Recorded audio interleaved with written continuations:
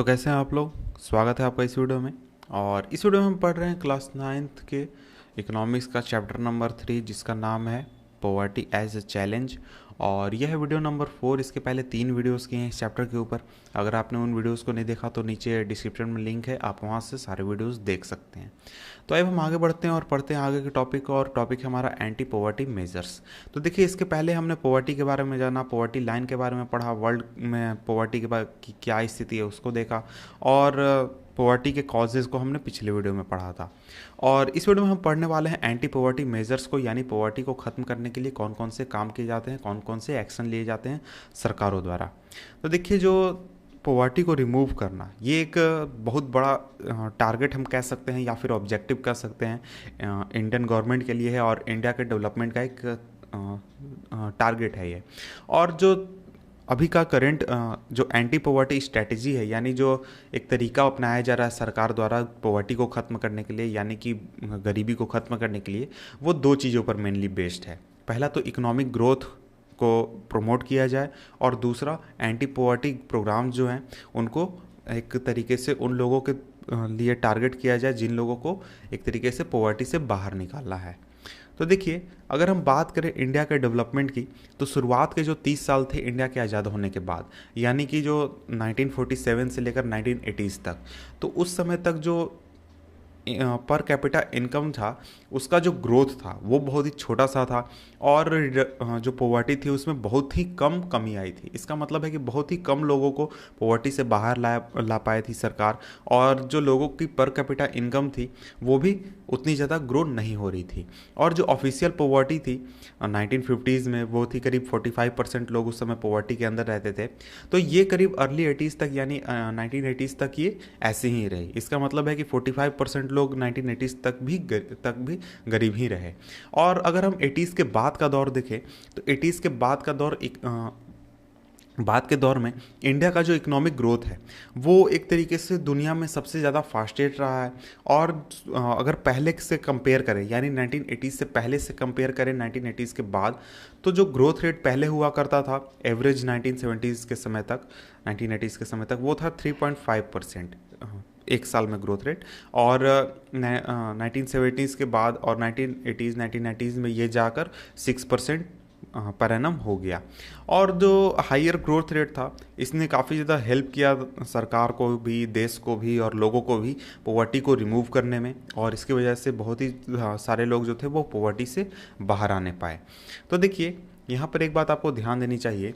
तो यहाँ पर आपको साफ साफ इस बात से पता चलता है कि जो इकोनॉमिक ग्रोथ है वो डायरेक्टली रिलेटेड है पॉवर्टी रिडक्शन से। यानी आपका अगर इकोनॉमिक ग्रोथ होगा तो आपके देश में गरीबी हटेगी, लोगों को काम मिलेगा, लोगों को अच्छा भोजन मिलेगा, लोग अब गरीब नहीं रहेंगे। और इसके साथ ही जो इकोनॉमिक ग्रोथ होता है वो लोगों के लिए अपॉर्चुनिटीज़ खोलता है, लोगों के लिए रिसोर्सेज प्रोवाइड कराता है, जो कि एक तरीके से उनको अपने लाइफ को अच्छा बनाने में, बेहतर बनाने में ज़रूरत है। और लोग जो है वो आसानी से ह्यूमन डेवलपमेंट में एक तरीके से क्या कहते हैं, इन्वेस्ट कर पाते हैं। तो देखिए, ये जो चीज़ है, यानी कि जो इकोनॉमिक ग्रोथ है, वो एक तरीके से लोगों को इनकरेज करता है कि लोग अपने बच्चों को, यहाँ तक कि गर्ल चाइल्ड को भी, बहुत सारी जगहों पर गर्ल चाइल्ड को बहुत सारी फैसिलिटीज़ नहीं दी जाती है। ये तो पहले हमने पिछले चैप्टर में देखा ही था। और इस वजह से लोग जो है वो अपने बच्चों को स्कूल भेजते हैं। उसका रीज़न ये होता है कि चाहते हैं कि बच्चे जो हैं वो पढ़ जाएं, और उनका जो इनकम है वो काफ़ी ज़्यादा हो जब वो पढ़कर किसी जॉब में जाएं। इस वजह से लोग काफ़ी ज़्यादा इन्वेस्टमेंट करते हैं एजुकेशन में और बच्चों की स्किल को बेहतर बनाने में। लेकिन यहाँ पर आपको एक बात ध्यान देनी चाहिए कि जो गरीब लोग हैं वो एक इतनी आसानी से इस पूरे अपॉर्चुनिटीज़ का एडवांटेज नहीं लेने पाते हैं जो कि इकोनॉमिक ग्रोथ द्वारा क्रिएट की जाती है। और इसके साथ ही जो ग्रोथ है एग्रीकल्चर सेक्टर में, वो उतना ज़्यादा नहीं हुआ है जितना होना चाहिए था। और एक बात आपको ध्यान रखनी चाहिए कि बहुत सारे लोग जो है वो एग्रीकल्चर सेक्टर में ही आज काम कर रहे हैं। इंडिया में मेरे ख्याल से शायद सबसे ज़्यादा लोग अभी एग्रीकल्चर सेक्टर में ही काम करते हैं। तो इस सेक्टर का जब तक ग्रोथ नहीं होगा तब तक लोगों की स्थिति उतनी ज़्यादा बेहतर नहीं हो सकती है, क्योंकि ज़्यादातर जो गरीब हैं वो मेनली एग्रीकल्चर सेक्टर के वर्कर्स ही हैं, जो कि गाँव में खेतों में काम करते हैं। और ये जो चीज़ है ये एक तरीके से पोवर्टी पर बहुत ही ज़्यादा एक तरीके से हम भार कह सकते हैं कि बहुत सारे लोग जो है वो एग्रीकल्चर से रिलेटेड हैं और वही पोवर्टी के अंदर रहते हैं विलेजेस में, और जो कि एग्रीकल्चर पर डिपेंडेंट है। इसके बाद आगे बढ़ते हैं। तो देखिए इन सभी सर्कमस्टांसेस में यानी इन सभी कंडीशंस में एक बहुत ही ज़्यादा ज़रूरत है एंटी पॉवर्टी प्रोग्राम चलाने की, जो कि ऐसे लोगों को टारगेट करे जो कि पॉवर्टी के नीचे रहते हैं और उनको वैसी सुविधाएं मिले जो कि जिसका उपयोग करके वो आसानी से खुद को पॉवर्टी से बाहर निकाल सके। तो इसके लिए बहुत सारे स्कीम्स चलाए गए हैं पॉवर्टी को ख़त्म करने के लिए, और पॉवर्टी को डायरेक्टली ख़त्म करने के लिए और इनडायरेक्टली भी ख़त्म करने के लिए। और उसमें से कुछ जो हैं वो बहुत ही एक तरीके से इम्पॉर्टेंट हैं, जो कि जिनके बारे में हम यहाँ पर छोटे सा बात करने वाले हैं। तो देखिए एक नरेगा के आप जानते होंगे, मनरेगा अब उसका नाम हो चुका है, Mahatma Gandhi national rural employment guarantee act. तो ये 2005 में पास हुआ था, सितंबर 2005 में। और इसमें कानून ये है कि 100 दिनों का रोजगार किसी भी व्यक्ति को गांव के इलाके में प्रोवाइड किया जाता है जिसके पास जॉब नहीं है। शुरुआत में इसे 200 डिस्ट्रिक्ट में लागू किया गया था, बाद में इसे 600 डिस्ट्रिक्ट में फैला दिया गया। और इसमें एक बात ये भी है कि जो इसमें जॉब्स हैं उसमें 1/3 जॉब जो है वो रिजर्व कर दिया गया है वुमेन्स के लिए। और इसके साथ ही जो सेंट्रल गवर्नमेंट है वो एक national employment guarantee fund establish करेगी जिसके ज़रिए पैसे प्रोवाइड किए जाएंगे स्टेट्स को। और इसके साथ ही स्टेट गवर्नमेंट जो है वो state employment guarantee fund create करेगी ताकि इस स्कीम को इम्प्लीमेंट किया जा सके। यानी स्कीम के लिए जो पैसे मिलेंगे सेंट्रल गवर्नमेंट को उसको खर्च करने के लिए इस फंड को स्टेट गवर्नमेंट क्रिएट करेगी। और इस प्रोग्राम के अंदर अगर कोई आदमी है जो कि अप्लाई करता है कि हाँ जी मुझे 100 दिनों का जॉब चाहिए और उसे 15 दिनों के अंदर अगर जॉब नहीं मिलता है तो उसे डेली अनएम्प्लॉयमेंट अलाउंस मिलेगा, उसे डेली अनएम्प्लॉयमेंट अलाउंस सरकार द्वारा दिया जाएगा। और इसके साथ ही एक दूसरा इंपॉर्टेंट स्कीम है national food for work programme, NFWP। इसको लॉन्च किया गया था 2004 में 150 मोस्ट बैकवर्ड डिस्ट्रिक्ट में इंडिया में। और ये जो प्रोग्राम है ये सभी जहाँ पे ये लागू है वहाँ के सभी गरीब किसानों के लिए या फिर गरीब लोगों के लिए चालू है, कोई भी उसमें जाकर इनरोल खुद को कर सकता है। और ये उन लोगों के लिए जो जिनको कि वेज एम्प्लॉयमेंट की ज़रूरत है और कोई भी ऐसा काम करना चाहते हैं जिसमें कि किसी तरह की स्किल की ज़रूरत नहीं होती है। और इसको एक तरीके से फुली तरीके से सेंट्रल गवर्नमेंट इसके लिए पैसा देती है और इसमें स्टेट गवर्नमेंट जो है वो कोई भी अपना पैसा नहीं लगाती है। और इसके साथ ही इसके लिए फूड ग्रेन्स जो है वो फ्री ऑफ कॉस्ट दिया जाता है स्टेट्स को ताकि इसको डिस्ट्रीब्यूट किया जाए। और जब मनरेगा जो था वो जब फोर्स में आया तो NFWP जो था उसको सबस्यूम कर दिया गया इसी प्रोग्राम में, और दोनों अब एक साथ चलते हैं। और इसके साथ ही एक दूसरा प्रोग्राम भी है जिसके बारे में हम यहाँ पर बात कर लेते हैं, और वह है प्राइम मिनिस्टर रोजगार योजना, PMRY। तो देखिए ये जो स्कीम है इसको स्टार्ट किया गया था 1993 में। तो देखिए इस स्कीम का एक तरीके से टारगेट था कि लोगों में एक तरीके का सेल्फ एम्प्लॉयमेंट क्रिएट किया जाए, सेल्फ एम्प्लॉयमेंट अपॉर्चुनिटी दिया जाए लोगों को जो कि एक तरीके से एजुकेटेड हैं लेकिन उनके पास जॉब नहीं है। और ये एक तरीके से टारगेट करता था रूरल एरियाज़ को और इसके साथ ही स्मॉल टाउन्स को, यानी छोटे शहरों में जो लोग रहते हैं। तो देखिए इनको जो लोग इस काम के लिए आगे आते थे यानी इस स्कीम का फ़ायदा उठाना चाहते थे उनको छोटे बिजनेस इस्टेब्लिश करने में या फिर छोटे इंडस्ट्रीज़ इस्टेब्लिश करने में हेल्प किया जाता था। और अभी भी किया जाता है, ऐसा नहीं है कि पहले ये किया जाता था। और इसके साथ ही एक और स्कीम है वो है rural employment generation programme, REGP। इसको लॉन्च किया गया था 1995 में। और देखिए इसका जो एम था वो था एक तरीके से सेल्फ एम्प्लॉयमेंट अपॉर्चुनिटीज़ क्रिएट करना रूरल एरियाज़ में और स्मॉल टाउन्स में क्रिएट करना। और देखिए टारगेट जो था इसका वो था करीब 25 लाख नए जॉब क्रिएट करना। और ये लागू किया गया था 10th 5 ईयर प्लान में। और इसके बाद है स्वर्ण जयंती ग्राम स्वरोजगार योजना, और इसको लॉन्च किया गया था 1999 में। और इसको आगे हम देख लेते हैं। तो ये सभी स्कीम्स हैं, मुझे नहीं लगता कि ये सभी आपके लिए उतना इंपॉर्टेंट है, लेकिन मैं यहाँ पर आपको बता दे रहा हूँ शॉर्ट में। तो देखिए इस प्रोग्राम का एक तरीके से टारगेट ये था कि जो असिस्टेड पुअर फैमिलीज़ हैं उनको एक तरीके से पॉवर्टी लाइन के बाहर लाया जाए और इसके लिए उनको ऑर्गेनाइज़ किया जाए सेल्फ हेल्प ग्रुप्स में और बैंक क्रेडिट और गवर्नमेंट सब्सिडी की मदद से। तो यहाँ पर एक वर्ड है असिस्टेड पुअर फैमिलीज़। तो देखिए इसका सिंपली मतलब ये हुआ कि वैसे लोग जिनको कि गवर्नमेंट के द्वारा फूड ग्रेन्स दिए जा रहे हैं और दूसरे तरह के असिस्टेंस दिए जा रहे हैं, उन फैमिलीज़ की यहाँ पर बात हो रही है। इसके बाद एक और है प्रधानमंत्री ग्रामोदय योजना। तो देखिए इसको 2000 ईस्वी में लॉन्च किया गया था और इसमें सेंट्रल असिस्टेंट प्रोवाइड किया जाता था स्टेट्स को बेसिक सर्विसेज के लिए, जैसे कि प्राइमरी हेल्थ के लिए, प्राइमरी एजुकेशन के लिए, रूरल सेंटर के लिए, rural drinking water, rural electrification के लिए। और इसमें देखिए जैसे गाँव में स्कूल बनाना हो गया, फिर हॉस्पिटल बनाना हो गया, इस तरह की चीज़ें के लिए इसमें स्टेट गवर्नमेंट को सेंट्रल गवर्नमेंट पैसा देती है और सेंट्रल गवर्नमेंट जो है वो गाँव में जाकर स्टेट गवर्नमेंट जो है वो गाँव में जाकर काम करती है। और इसके अलावा दूसरा जो इम्पोर्टेंट स्कीम है वो अंत्योदय अन्न योजना है, और इसके बारे में आप ज़्यादा नेक्स्ट चैप्टर में पढ़ेंगे, यहाँ पर लिखा हुआ है। तो देखिए शॉर्ट में हमने यहाँ पर देखा कि कौन कौन से स्कीम जो है वो जिनको यूज़ किया जा रहा है पॉवर्टी को ख़त्म करने के लिए सरकार द्वारा। इसके अलावा भी बहुत सारे स्कीम्स हैं जिनको यूज़ किया जाता है या फिर चलाया जाता है ताकि लोगों को पॉवर्टी लाइन से बाहर लाया जा सके। तो देखिए जो रिज़ल्ट है इन प्रोग्राम्स का वो ऐसा नहीं है कि बिल्कुल एकदम परफेक्ट है और ऐसा भी नहीं है कि बिल्कुल ख़राब है। कुछ जगहों पर इसका रिज़ल्ट जो है काफ़ी अच्छा रहा है और कुछ जगहों पर बिल्कुल ही ख़राब एक तरीके से रिज़ल्ट रहा है। तो देखिए जो सबसे बड़ा रीज़न है उतना इफ़ेक्टिव ये जो प्रोग्राम्स हैं ये नहीं रहे हैं, उसका रीज़न ये है कि इसका इम्प्लीमेंटेशन उतनी अच्छी तरीके से नहीं हुआ है और टारगेटिंग भी अच्छी तरीके से नहीं हुआ है। और इसके साथ ही बहुत सारे जो स्कीम्स हैं वो एक दूसरे को ओवरलैप करते हैं, यानी उतनी अच्छी तरीके से वो इम्प्लीमेंट नहीं होते हैं। और गुड इंटेंशन के बावजूद, यानी अच्छे इंटेंशन से स्कीम को बनाया गया है और बहुत सारी चीज़ों को सोच कर बनाया गया है, लेकिन जो बेनिफिट है इन स्कीम्स का वो पूरी तरीके से उन गरीबों के पास नहीं पहुंचता जिनके लिए ये इन स्कीम्स को बनाया गया है और जिनको इन चीज़ों की बहुत ही ज़्यादा ज़रूरत है। और इसलिए बहुत ही ज़्यादा ये ज़रूरी है कि ज़्यादा इम्फेसिस किया जाए इन प्रोग्राम्स को अच्छी तरीके से मॉनिटर करने के लिए। और अगर ये चीज़ें जो हैं, यानी ये जो प्रोग्राम्स, इनको अगर अच्छी तरीके से मॉनिटर किया जाए तो हो सकता है आने वाले कुछ सालों में इंडिया में हम देखेंगे कि पॉवर्टी जो है वो काफ़ी ज़्यादा कम हो चुकी है, काफ़ी ज़्यादा ख़त्म हो चुकी है।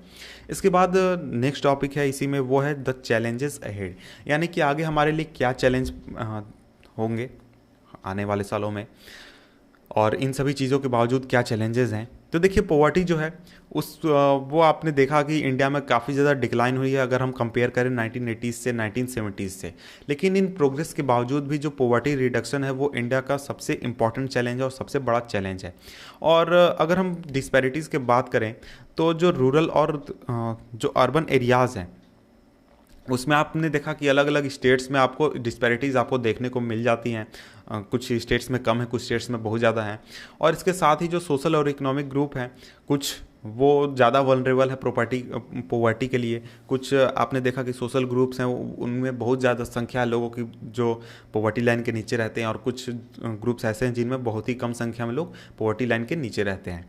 तो देखिए पॉवर्टी रिडक्शन जो है वो ऐसा एक्सपेक्ट किया जा रहा है और ऐसा लग रहा है कि अगले 10 से 15 सालों में इसका रिजल्ट जो है वो काफ़ी बेहतर होगा और बहुत सारे लोग पॉवर्टी से बाहर आ जाएंगे।